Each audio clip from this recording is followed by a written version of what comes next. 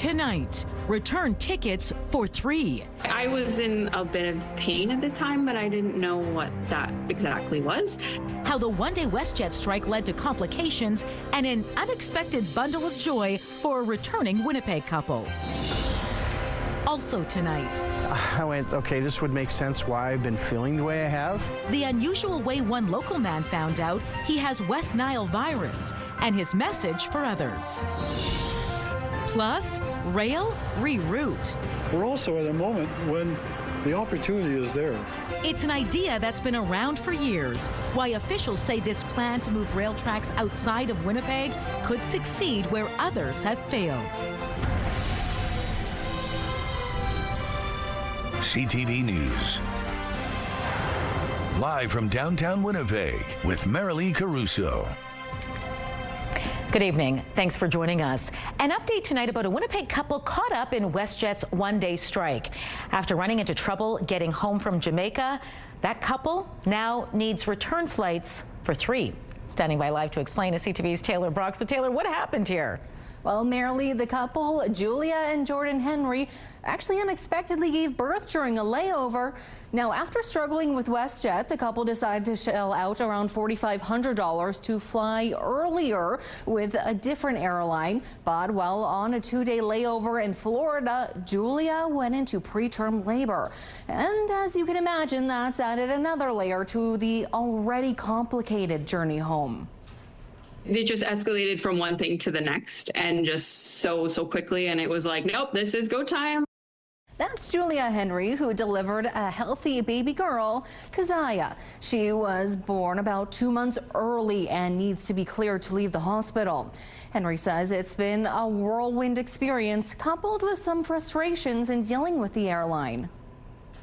Because we used the credit before, so they want to refund us a credit again for the other partial, like part of the ticket, which I think is ridiculous. You've caused this problem and you should be giving us our cash back if we want it, not, oh, well, sorry, we have to give you part credit, part cash. Our money's with you, but we don't want to use you anymore right now at this point. Julia's mother says had WestJet been able to get them on the next available flight, which would have been with United on August 5th, they might not have even been in this situation. And on top of being new parents, the couple now has to navigate the U.S. healthcare system, unplanned time off from work, and bills back home. The one-day WestJet flight attendant strike had led to more than 900 cancellations.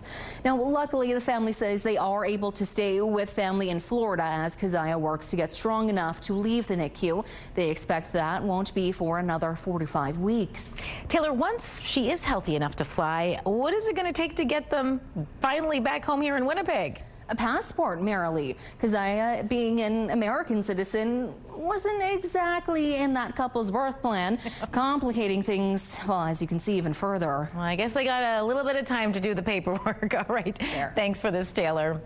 A 17-year-old boy has been fined after rigging up his vehicle to look like a police cruiser. Officers began investigating after video surfaced showing a white Ford Explorer in the parking lot of a business on Sage Creek Boulevard with flashing red and blue lights in its rear window. Turns out that vehicle was actually a decommissioned police SUV, which had its lights and police markings removed before being sold. Police paid the 17-year-old driver a visit, who admitted to putting the lights in his car after being dared by his friends to do so. Officers chose to let the teen off with a stern warning instead of charging him with impersonating a police officer. He was also given a fine. Sick of mosquitoes this summer? Well, a Manitoba man wants to remind you they could be more than just a nuisance after learning he was infected with West Nile virus. And that discovery is all thanks to a blood donation. CTV's Danton Unger joins us now live with the details. Danton, does this man know where he picked up the virus? Well, he believes it was during a hike in Hecla, and though he was feeling a bit sick afterwards, he had no idea what was going on until a routine blood test at a donation clinic flagged the mosquito-borne virus. It started with a simple mosquito bite. Unfortunately, I wasn't carrying my mosquito repellent that day. Todd Holmes and his wife went on a hike in Hecla last week in an area he says was filled with mosquitoes. He didn't think too much of it until he visited a blood donation clinic in Selkirk last Tuesday. Following my blood donation, I was feeling a little odd. The symptoms kept getting worse. Holmes says he started getting chills, headaches, and pain in his joints. I was very tired, but it was a different type of tired. It wasn't the type of tired I could just go ahead and go to sleep. It was like I wanted to sleep, but I couldn't sleep, but I was just exhausted. On Friday, he got a call from Canadian Blood Services. He had tested positive for West Nile virus. I went, okay, this would make sense why I've been feeling the way I have. The province ordered mandatory mosquito fogging earlier this month in the city of Winnipeg and several rural communities, noting the risk of human exposure to the mosquito-borne virus is high this year, particularly in the south. As of Wednesday, the province has not confirmed any human cases of the virus, though a spokesperson tells CTV News initial reports are considered preliminary and need to be verified by public health before being posted online. I felt it was important that everyone become aware that it is out there and that it is a serious situation. Holmes says his situation could have been much worse. West Nile virus can cause severe illness, which in some cases can lead to long-term complications and even death. Holmes believes there may be many more people infected who just don't realize it. Average person doesn't feel symptoms of West Nile, and most people dismiss it just as some headaches and some problems. Holmes says public health authorities did call him yesterday to confirm the positive result, and he says his wife is now going to get tested just to be safe. He encourages others to do the same thing if they start feeling those symptoms. Dan, what is the West Nile virus surveillance data showing us? Well, as of August 1st, the virus had been detected in 186 mosquito pools. Now, that outpaces the 148 total positive pools detected last year, though for context, last year was much drier, which means fewer mosquitoes and lower risk of the virus. In total, there were 3 human cases reported last year, one of which was related to travel outside the country. And the next surveillance report, which will cover the first week of August, is set to be released on Friday. All right, thanks for this, Stanton. Today marks the halfway point of week 2 of Winnipeg's Folklorama Festival, and our tour of the various pavilions takes us tonight to one of our North American neighbors, just kind of down the block. CTV's John Hendricks is standing by tonight at the Mexican Pavilion. Hola, John. I think that's John under that sombrero. Bésame, bésame mucho. Bravo. I don't know Spanish for bravo. At the Mexican Pavilion. Hey, well, thank you. I'm putting on a little performance here for the fans at Folklorama. They're a little bit better singing than I am, but not much better, I'll tell you that. I'm joined now by Alberto, who will introduce us to the band leader. They are brought in direct from Mexico and putting on, of course, an incredible show each and every night. Maybe, Alberto, can you ask him and have him tell us a little bit about the music that they perform and how it feels to be here in Winnipeg doing it? ¿Cómo se siente un poco de la música que ustedes hacen y qué se siente estar haciendo este show en Winnipeg? Muy bien, el ensamble folclórico de Veracruz tiene más de 26 años difundiendo la música tradicional mexicana y en particular la veracruzana, y estamos muy contentos de estar hoy aquí en Winnipeg. They've been doing music for 26 years, and their objective is to share Mexican culture, in particular from the state of Veracruz around the world, and they're very excited to bring that culture from Veracruz and Mexico to Winnipeg in Folklorama. Now, I know that they have been doing these sort of performances each and every night. What kind of reaction do they get? You're here also. What kind of reaction do they get when they're performing?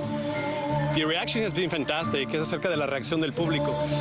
The reaction has been fantastic because it's live music with real tunes from Mexico, and I think the public really internalizes the music, the rhythm, at the same time as they see the performers dancing to it. Exactly, exactly. They do quite an incredible performance, Marilee. As you can hear, there's some incredible singing, and they also have a lot of incredible dancers as well. So you get the full experience here at the Pavilion, including some pretty amazing culture off the stage. So when we come back, I'm going to show you some of the things they have off the stage. But now, if you'll excuse me, I've got to get back on stage and join my band as we continue to perform for the crowds here at Folklorama. So I'm going to send it back to you and head up on stage. Give the crowds what they want, John. All right, this is fantastic. Got it. Colleen, I can watch that all night. I know. Get me a ticket to the Mexican Pavilion. Let's head there right away because he has set the bar very high, folks. Yes. We're very early into this newscast. He actually did sing pretty good. I think he could be part of the stage show. I have no doubt he can. Colleen, what are you tracking for us tonight weather-wise? How do I top that? I can't. It's a tough one. I'm glad it's you, really not me. That's right. That's right. Well, throughout the course of the night tonight, we'll see the sky clear across southern Manitoba and eventually northwestern Ontario as well. Good news if you're a stargazer and you want to get out again overnight to check out the Perseid meteor shower. So as we head into this evening, we're seeing clearing already. A few scattered showers popping up here, but it's really east into northwestern Ontario where we've got showers and a little bit of lightning firing off. It passed through Dryden. Looks like it's heading into Sioux Lookout now. I'll have more details on that. And when we could next see showers move through Winnipeg closer to the weekend. But for now, let's take a look through the CTV Live. It is brought to you by Bathfitter, your bath and shower experts for more than 40 years in Winnipeg right now. It is 26 degrees out there. It feels just a touch warmer with the humidex. Winds out of the west-northwest at 14 kilometers an hour. The pressure's dropping and the humidity right now merrily is 38%. Thanks, Colleen. Did you catch today's solar eclipse? Check this out. This was the view for us here in Winnipeg. This video was shot shortly after the noon hour when the eclipse was at its peak, which for us was only about 5% coverage, according to NASA. However, people in Greenland, Iceland, Spain, and northern Russia were able to experience totality for roughly 2 minutes. A solar eclipse occurs when the moon passes in between the Earth and the sun. How many times have you been stopped at a train crossing here in Winnipeg or been woken up by a train whistle blast? Freight trains continuously rumble through our city, but that could soon change. Here to explain is CTV's Joseph Bernacki. So Joseph, what is the province proposing this time? Marilee, it's called the Winnipeg Southern Rail Bypass, and it's going to determine whether or not freight rail lines can be moved out of the city. In 2024, former federal minister Lloyd Axworthy began studying the possibility. Now, 2 years later, a rail corridor may be a step closer to reality. Trains like this one pass through St. Boniface constantly, day and night. But that could change if the province moves forward on a plan to reroute rail traffic. What I like most about this idea is that this is a vision for the future. On Wednesday, the Manitoba government gave a glimpse of what that future could look like. It's called the Winnipeg Southern Rail Bypass. It will examine how freight rail traffic could be shifted alongside the hydro corridor, wrapping around the southern part of the perimeter. 20 years from now, instead of being stuck in traffic, counting the graffiti that you see go by on the train cars, maybe we could have something different instead. This would affect the railway companies that move freight through Winnipeg: Canadian National, Canadian Pacific Kansas City, and Burlington Northern Santa Fe. Premier Canoe is calling this idea a game changer, saying it will improve the quality of life for all of Winnipeg within 20 years. Yes, the rail industry is important to our economy, but there's got to be a more progressive way for us to have the lives that we want here alongside that important industry. Former Transportation Minister and MP Lloyd Axworthy has been leading the project since October 2024. Now, the new 90-day feasibility study will find out if the idea can be realized. The price tag estimated to be in the billions. Axworthy says it's important to keep up the momentum. The window of opportunity can rapidly close. And so the visions that we have to be implemented. They can't go back on the shelf.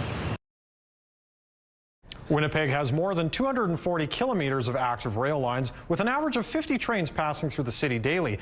The government says the hydro corridor that the route would follow sits on Crown land that's already been cleared and serviced. Joseph, what are the three railway companies then saying about this? They're all actively engaged with the province on this, Marilee, as we speak, saying various different things. A spokesperson for Burlington Northern Santa Fe writes they'll be looking for how their customers will be impacted. A Canadian National spokesperson says it's a sizable undertaking with a big cost, and a spokesperson for Canadian Pacific Kansas City cautioned against the project, saying we have generally cautioned against governments against rail relocation. It's costly and requires rebuilding infrastructure that already exists. All right, thanks for this, Joseph. Tonight's the night Sea Bears fans have been waiting for. Winnipeg's basketball team is beginning its quest for the title. Moncrief wants his minutes. Tillman cutting inside with the right hook. Tonight is Game 1 of the Canadian Elite Basketball League's first ever best-of-3 championship series. Winnipeg is taking on the Brampton Honey Badgers. The Sea Bears and Honey Badgers each finished second in their respective conferences during the regular season, but thanks to a hot playoff run, The two teams are meeting tonight in the Canadian Elite Basketball League's first ever best-of-3 championship series. The Honey Badgers will host the opener with Game 2 set for Saturday here in Winnipeg. A third game, if needed, will be played Sunday also in the city. You can catch all the action live at 6 o'clock tonight on TSN. That game just got underway about 15 minutes ago.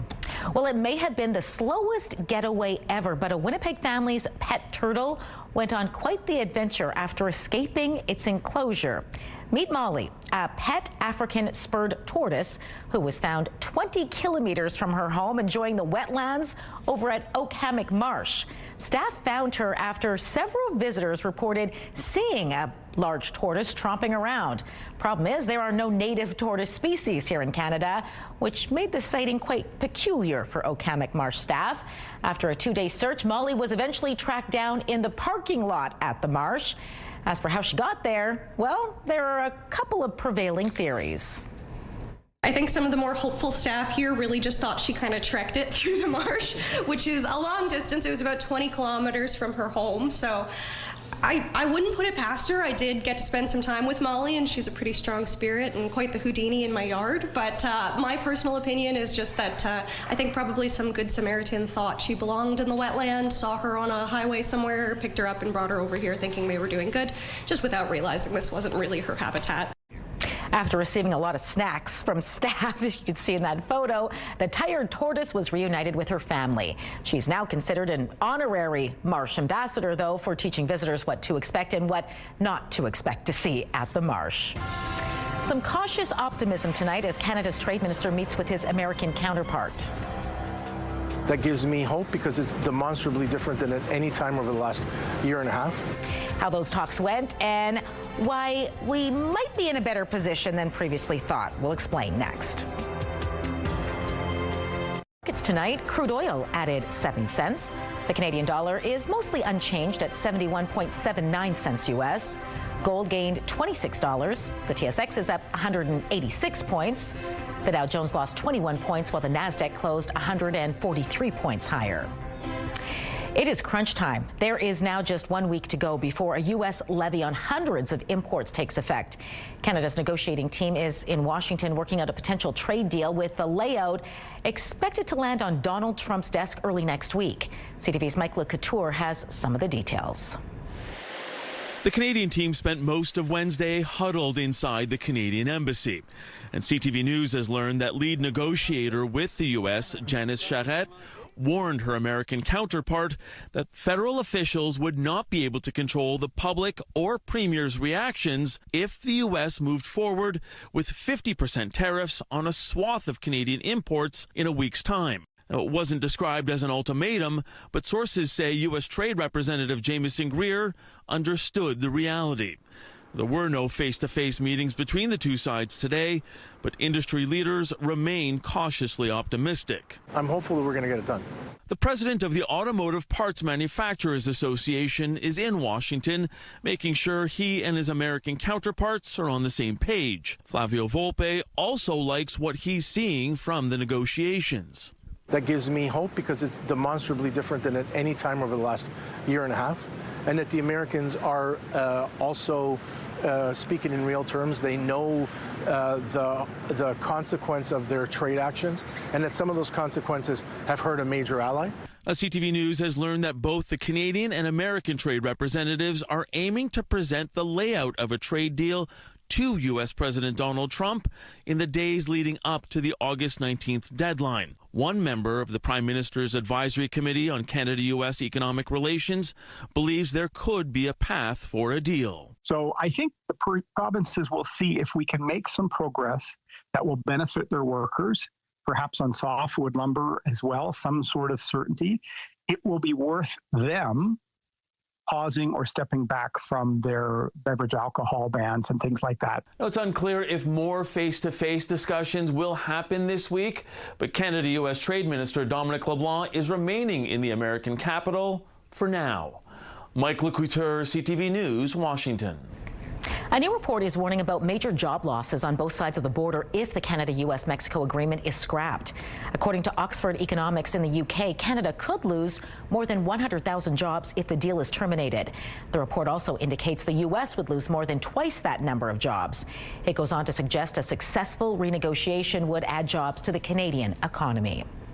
A brief reprieve today near the wildfire keeping 20,000 people from their homes in British Columbia's Okanagan region. But it wasn't for the crews battling the flames, it was for people living just south of the fire zone. Shifting winds blew away a lot of the hazardous smoke, but as CTV's Andrew Johnson shows us, the firefight has not diminished. Winds have blown the smoke from the massive Summerland fire over to the southwest, for the most part bypassing Penticton and giving people warned to stay indoors or wear masks for days, a breath of somewhat fresh air. That's why my dog got out for a walk today. I haven't been out walking much, but today I thought, okay, good time to go. Today, the BC Wildfire Service says increased cloud cover will help fire crews, but there is the potential for lightning in the forecast. Some 20,000 people remain out of their homes in and around Summerland, where multiple homes have been lost. Today, we're learning about another impact here in wine country. Exposure to wildfire smoke can alter the taste of wine produced from affected grapes. One evacuated grower says it's simply too early to tell. The immediate concern is getting access to the property to water the vines. If I don't have living plants, I don't have a crop. The longer I don't get access to my property, that is where I'm going to worry. And I'll deal with the smoke taint down the road. Industry officials say with tasting rooms closed and staff temporarily out of work, it's a tough time. If you want to help our industry right now, the best thing you can do is pick up a bottle of BC wine for dinner tonight or to celebrate with your friends. Buy something from the Summerland region to show them that support. Besides the smoke, there's also the issue of all this ash. It's coating Okanagan Lake and washing up on shore. The city tells us it's waiting on test results to determine if people should stay out of the water. Andrew Johnson, CTV News, Penticton, BC. 4 members of Canada's junior hockey team who were acquitted of sexual assault will remain suspended by Hockey Canada. The decision was following a ruling from an independent appeal board. The 4 players are Cal Foote, Carter Hart, Dylan Dubé, and Michael McLeod. A 5th player, Alex Formenton, has been reinstated. The suspension means the players cannot participate in Hockey Canada's sanctioned games such as the Olympics. This does not affect play in the NHL, however. Carter Hart currently plays goal for the Las Vegas Golden Knights. There are more questions tonight about the secret mission to get Donald Trump out of Turkey last month. Journalists and other passengers remained on Air Force One, unaware the plane was being used as a decoy. We get the details from Washington. New questions coming to light after President Trump secretly switched flights because of an assassination threat from Iran. This secret mission carried out as he left the NATO summit in Turkey, where he had resumed heavy airstrikes against Iran. Non-consequential presidents don't get threatened. And I think that I'm maybe the most consequential president. The New York Times reports U.S. intelligence got word of a specific surface-to-air missile attack threat on Air Force One. Someone near the NATO summit had reportedly been spotted with a shoulder-fired missile. So while the president boarded Air Force One in front of cameras, he snuck into a catering truck to leave on a military jet instead. The president says the decoy operation was not his call. This type of a protective move is usually done with the utmost secrecy. Very few people actually know what happens, and it really goes to the secret in the Secret Service. Now, Democrats are demanding the White House brief Congress about the ruse. Staff and the press took off on Air Force One as decoys, not knowing about the threat and unaware the president was not on board. What precautions were taken to keep the staff and reporters on that plane safe? Reporters pressed the president on this very issue. Why was it too dangerous for you to fly on Air Force One, but not too dangerous I for the think press? actually the plane that I flew on was at greater risk. I think it was at greater risk. For context, presidents have traveled covertly before, most often in and out of war zones, but always with some awareness by the press. Karen Hua, ABC News, Washington. White House Press Secretary Carolyn Leavitt is stepping down. Donald Trump says she's leaving at the end of the month to spend more time with her family. Leavitt is 28 years old and gave birth to her second child in May. She made history as the youngest person to ever serve as White House Press Secretary. Leavitt is considered to be one of Trump's closest allies inside the White House. She will continue to serve as an outside advisor to the Trump administration. In Colombia, the search for survivors has become more desperate as crews race against time following Monday's devastating earthquake. A woman was rescued overnight 36 hours after being trapped under the rubble. The 7.4 magnitude quake killed close to 250 people and left nearly 2,600 others injured in the west of the country. At least 195 remain missing. The European Union said today it will provide $2.3 million in aid for communities in Colombia hit by the earthquake. The eruption of Mount Etna in Sicily, Italy, has brought air traffic in the area to a standstill. The eruption is now in its 6th straight day. Ash from the volcano has reached Malta as far away as Libya. The airport in Catania has suspended all arrivals and departures. The Italian island is a major summer destination, and hundreds of air travelers are now stranded. Dozens of other flights have been rescheduled or diverted. Etna is Europe's most active volcano and the largest on the continent.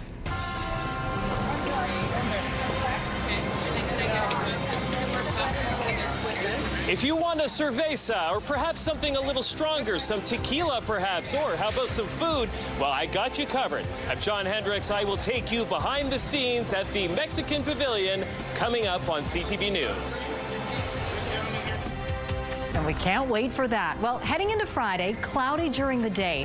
Now, there is still a good or a higher likelihood of showers on Friday night and on Saturday. Having said that, the likelihood of showers either Friday night or on Saturday during the day is slightly starting to diminish. So still very much a possibility. 17 is our warm overnight low Friday after we go to 23 in the afternoon. Of course, we have the Bomber game. We have the Burt Block Party on Friday night, so you want to keep your eyes on the skies. 22 on Saturday, and then Sunday, Monday, Tuesday, all 3 days a mix of sun and cloud with highs in the mid-20s. You still have plenty of time to punch your ticket for a tour of the globe courtesy of Folklorama, and that includes a trip to the Mexican Pavilion in St. Norbert, which is where we find CTV's John Hendricks tonight. John, what are you up to now?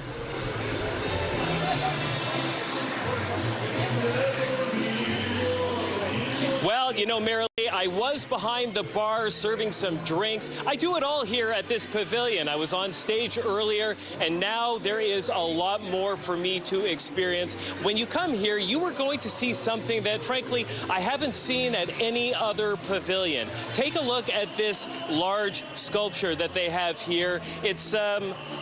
It looks to me a little bit like a lanternfish. They have a number of really cool life-sized displays that they have here as part of their cultural display. I'm joined now by someone who can shed a little light on what this is. Manuel, maybe you can just tell me, what is it? Yeah, the name is alebrije. And it's one of the most representative piece of art in Mexico.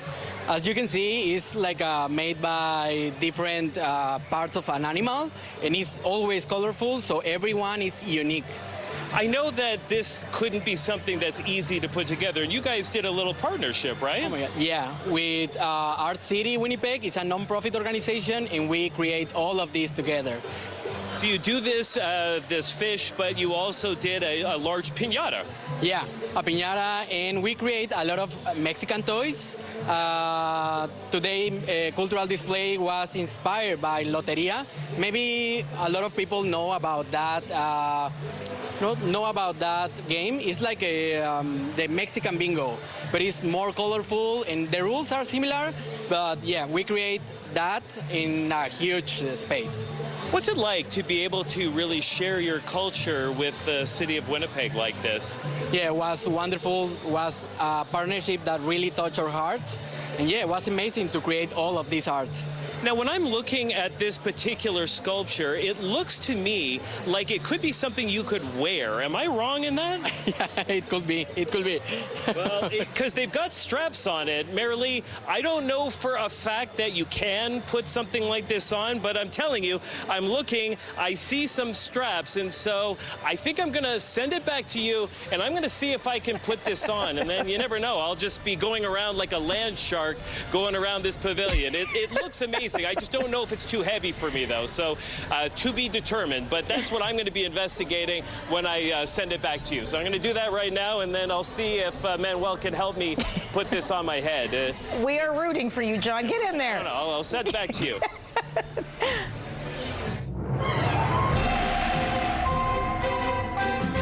CTV Skywatch weather brought to you by South Beach Casino and Resort. Visit southbeachcasino.ca. John's now a colorful fish. Well, yes. Yes, he is. I was going to say he's the party, too. So. Well, yeah. One and the same. Wonder what he was doing behind that bar before he came up with that idea. Well, I knew he had to up the ante, and we're waiting with bated breath to see what he does with this. So, temperatures a bit warmer today than we've had as of late. Not a bad day. Nice day tomorrow. Temperatures right around where they ought to be for mid-August, if you can believe it.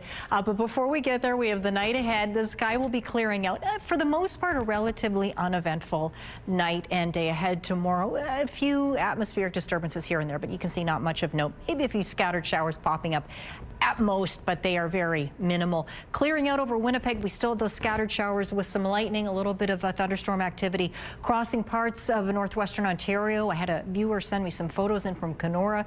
We had a downpour there earlier. We had a little bit of light rain that came through Dryden. It looks like some may be passing through Sioux Lookout now.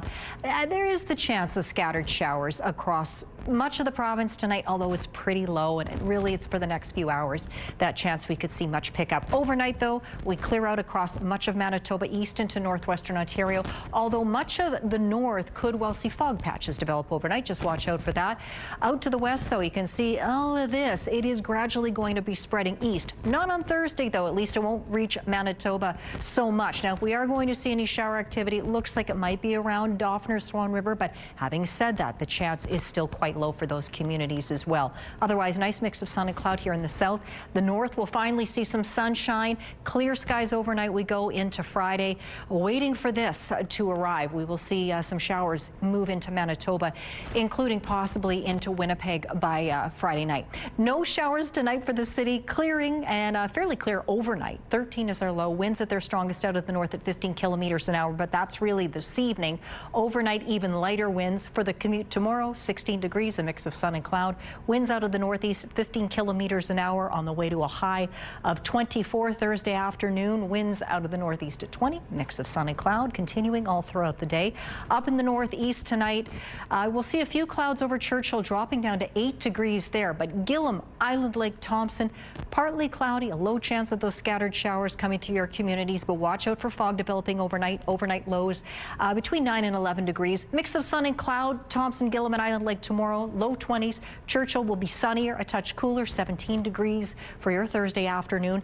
In the northwest tonight, partly cloudy this evening, again with that low chance of a shower or two. Otherwise, fog possible. Overnight lows between 9 and 11 degrees as well. Mix of sun and cloud across the northwest tomorrow. All areas looking at a nice mix of sun and cloud with afternoon highs in the upper teens or low 20s. In the southwest tonight, partly cloudy over the whole region.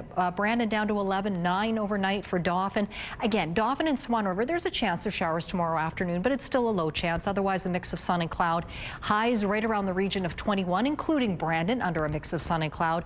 A few clouds late tonight, clearing really overnight here in the southeast. 13 degrees, 12, 13 degrees for many areas. Sunshine or a mix of sun and cloud tomorrow with highs for most of us right around 24 degrees. And in northwestern Ontario, clear late tonight. Overnight lows around 12, 13 degrees, and then sunshine or a mix of sun and cloud with nice afternoon high temperatures Thursday in the mid-20s. Our first weather photo takes us out along the beautiful Bird River. That photo is from Rod, and this next one's a beauty as well. This one is from Lori, looking out on beautiful and colorful Jessica Lake. Send us your weather photos by email to winnipegweather@ctv.ca.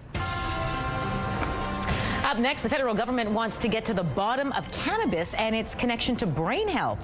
What medical conditions its newly created research consortium will be studying. That's next in Medical Watch. Back to the threat of new punishing U.S. tariffs and what's on the line should a last-minute deal not be worked out.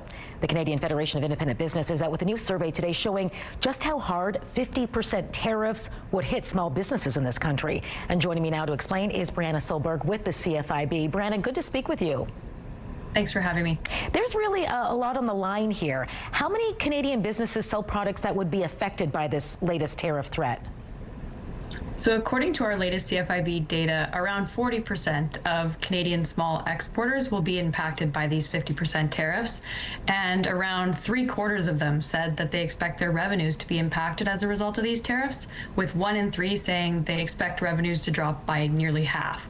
So the impacts will be significant, and that's why it's super important for us to reach some sort of deal before Wednesday's approaching deadline. Yes, significant is, saying it lightly, putting it lightly, I should say. Can these businesses absorb this tariff cost should a deal not be made in time? Businesses have been reeling since the start of this trade dispute. The uncertainty causes just as much problems as the actual tariffs themselves. And those who can have looked to pivot to other markets outside of the United States or domestically within Canada, looking to replace those sales where they can. Unfortunately, the U.S. remains our largest trading partner, and those trade deals cannot be, simply substituted overnight. So it will be very difficult for many small businesses to simply absorb these costs. But if they don't, then they risk losing sales to their U.S. partners. So it is simply a very difficult situation, and we're hoping to see some sort of deal, even if it's just an interim deal before Wednesday, to remove the threat of 50% tariffs. That will give businesses some sort of breathing room. We're talking about CUSMA compliant products. What businesses stand to lose the most under this latest threat? So yeah, as you said, until now, CUSMA has provided a bit of a shield for many businesses. Around 85% of our products have been able to enter the U.S. market without the threat of tariffs. But these new 50% of tariffs are going to come onto a whole new swath of goods that are CUSMA compliant. So manufacturers stand to lose from this. Those in the agricultural sector, food and beverage manufacturing, everything from there to jewelry and arts and crafts. So it really is all businesses across all sectors who stand to be impacted by this. And if you're an exporter right now, the anxiety is significant. I can imagine, very far-reaching. Are these industries looking to have to pass on cost to consumers? Is that one of the only options left if this does in fact happen? Well, those who can have passed on cost to consumers by increasing their prices, but there's not much wiggle room for that. Inflation is squeezing everybody, and it simply makes their products less competitive. So it's business owners themselves who are eating the costs into their profit margins. It's delaying their plans to expand, grow, hire, and in some cases they're making really tough decisions to put everything on hold, and some have closed their doors. We have seen that, unfortunately, and we need a solution to this trade dispute. We are just a week away now before that deadline. You mentioned the uncertainty. Can you give us an idea of what kind of anxiety this is causing for small businesses?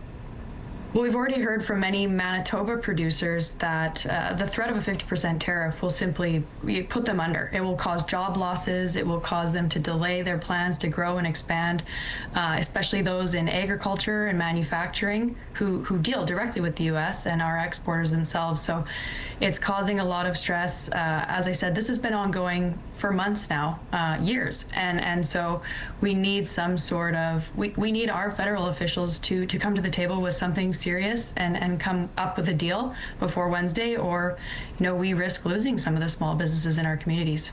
Well, we will be keeping a very close eye on those trade talks right up until the 19th. Brenda, thanks so much for your time and insight tonight. It was great speaking with you. Thanks for having me.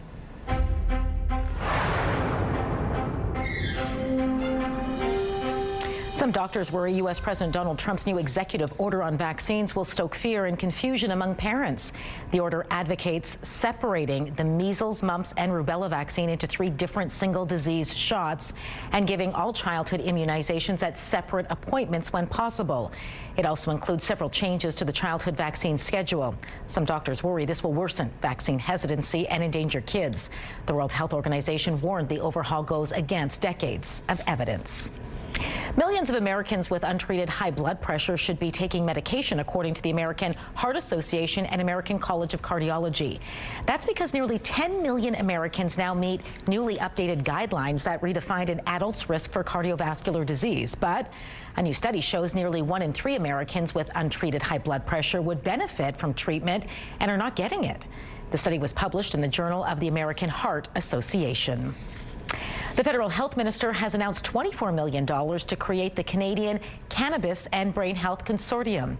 The group of 10 research teams from across the country will work together to study how cannabis affects the brain of people of various ages. Its aim is to establish scientific evidence about both potential benefits and harms of cannabis, including its effects on epilepsy, anxiety, PTSD, sleep, mental health, and brain development in youth and during pregnancy.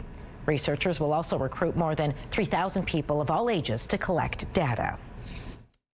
Medical Watch is brought to you by Manukin Koster Denture Clinic.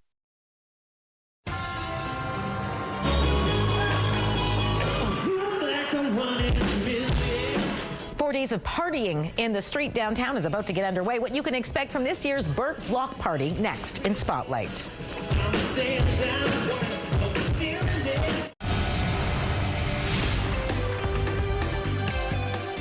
Spotlight, sponsored by the Casinos of Winnipeg, presenting Las Vegas headliner Terry Fader. A beloved concert series is making its return to Winnipeg this week, and some big names are hitting the stage.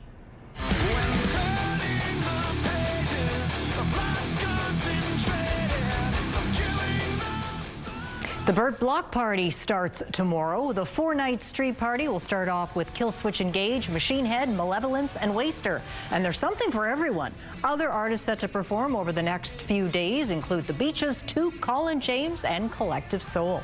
It's celebrating our downtown in a bit of a different way, like being outside with live music that you're usually going outside of the city for.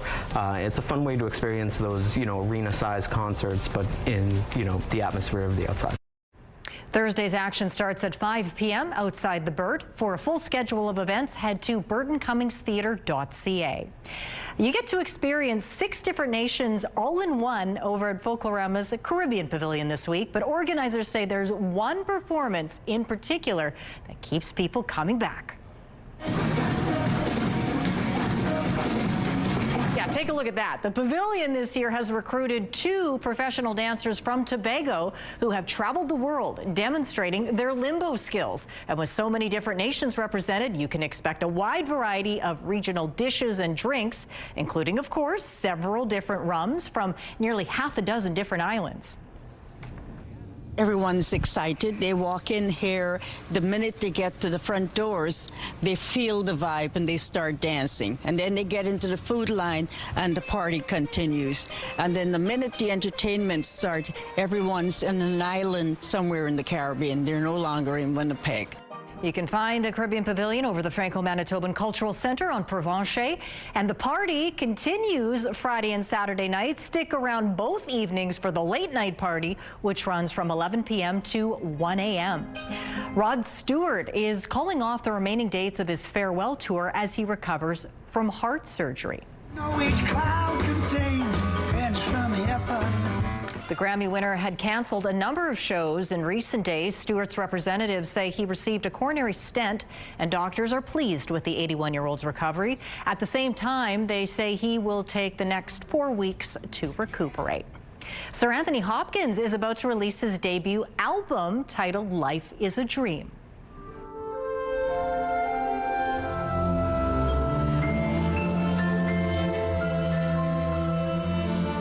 That's That's a sampling of 1947 Suite for Solo Piano and Orchestra 2, Breakin' Road. The album features 12 compositions Hopkins crafted over 6 decades. They were performed by the Philharmonia Orchestra. Pardon me. The album is set for release next Friday. The 88-year-old Hopkins calls music his first love and hopes his work can be performed live at Carnegie Hall one day. Your Wednesday primetime lineup starts at 7 with Master Chef. Catch the Borderline at 8, and The Rainmaker is on at 9. It's all right here tonight on CTV.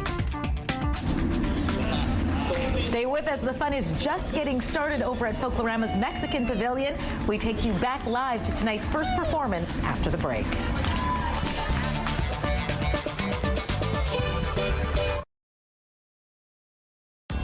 Women's clothing provided by RW & Company. Salon services provided by S&T Spa Salon.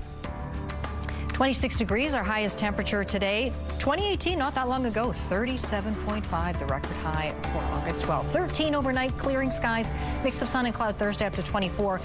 Cloudy Friday, we could see showers Friday night into at least Saturday morning. Then we get to Monday, Tuesday, Wednesday, mix of sun and cloud with nice highs in the mid-20s. All right, a bit of developing news to bring you now. We are hearing from the Winnipeg Sea Bears official social media pages that tonight's first playoff game has been postponed due to player safety. That's all we know at this point. We are looking into it. Hopefully we can have you more details at 11:30 tonight. In the meantime, though, the celebration of Mexican culture is still underway in St. Morbert. We're going to give you a final live look at Folklorama's Mexican Pavilion tonight, where the first performances have just taken the stage. You have until Saturday to check out all the various pavilions for yourself. And don't forget to check back in with us tomorrow, because we will be paying the Chilean Pavilion a visit then. Have a great night.